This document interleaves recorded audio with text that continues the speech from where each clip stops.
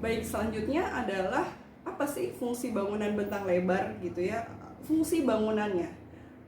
Nah, yang pertama kita lihat dulu, kita ketahui dulu fungsi dari struktur bentang lebar. Jadi sebelum bicara bangunan tentunya itu ada skeletonnya. Ya, ada strukturnya gitu, ada rangkanya. Nah, si rangka ini sebenarnya fungsinya bisa untuk apa saja sih? Mari kita lihat. Yang pertama adalah tentunya menciptakan bentuk. Rangka itu ketika dia ditutupi dengan bahan penutupnya, maka itu akan menciptakan bentuk gitu ya. Jadi sistem rangka itu bisa menciptakan bentuk.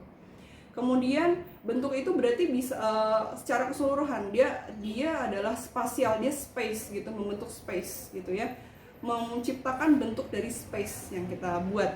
Oke, jadi kuncinya di sana. Ini adalah menciptakan bentuk untuk space gitu, untuk ruang. Kemudian selanjutnya dia untuk menyokong atap. Dia untuk menyokong atap, tapi tentunya dengan formasi yang khusus gitu ya, yang memang dibuat, dirancang sedemikian rupa sehingga cantik terlihatnya. Kemudian yang ketiga adalah menyokong lantai. Nah, ini sangat fungsional sekali. Terutama salah satunya yang digunakan di Pompidou Center Paris gitu ya. Dia lantainya, walaupun tentunya saya yakin ada penopangnya di titik-titik tertentu, tetapi dia juga menggunakan sistem struktur flat truss untuk lantainya gitu. Jadi itu sebetulnya sudah sudah struktur bentang lebar gitu. Jadi fungsinya ada 3, menciptakan bentuk, menyokong atap, dan menyokong lantai.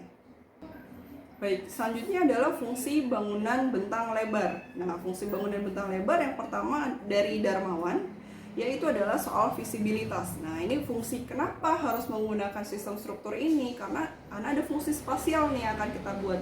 Yang pertama adalah visibilitas. Ini untuk memberikan pandangan yang luas pada pengunjung. Jadi kalau misalnya banyak tiang, tentunya untuk fungsi ruang yang memang dia fokus untuk melihat suatu titik, tentu itu terganggu ya kalau banyak tiang. Makanya kita menggunakan sistem struktur ini. Contoh bangunannya adalah bangunan pertunjukan, auditorium dan teater, bangunan olahraga gitu ya. Itu kan kita fokusnya pada satu titik pertunjukan itu gitu. Nah, contohnya adalah ini bangunan-bangunan yang relatif baru kalau kita lihat di salah satu media online arsitektur. Ini adalah Hayward Field dari SRG Partnership, kemudian ada Teater Huizen Theater dari Chris Yao dan Artech. Nah, jadi kita bisa lihat bahwa tidak ada tiang, ya, tidak ada kolom di tengah yang menopang beban struktur dan beban angin tadi, beban hidup tadi, ya. Kemudian ada fungsi fleksibilitas untuk menciptakan ruang yang leluasa dengan fungsi ruang tertentu. Ya, contohnya adalah bangunan pameran, bangunan industri, manufaktur, gudang, atau ruang penyimpanan seperti di bandara gitu ya, hanggar. Nah, enggak, hanggar tidak termasuk, tetapi bandara yang untuk lalu lalangnya penumpang. Nah, itu kan termasuk ya. Jadi untuk menciptakan fleksibilitas. Nah, ini contohnya di Dongdaemun Design Plaza oleh Zaha Hadid di Korea Selatan. Kemudian ada bangunan industri. Jadi walaupun bangunan industri, manufaktur ya, atau gudang, itu pun juga bisa cantik juga kalau dirancang. Tentunya merancang tidak hanya strukturnya juga, tetapi space di dalamnya gitu ya. Selanjutnya ada fungsi sirkulasi, yaitu untuk menaungi ruang gerak transportasi dan perpindahan manusia. Jadi ruang gerak alat transportasinya dan perpindahan manusia di dalamnya. Contohnya peron ya.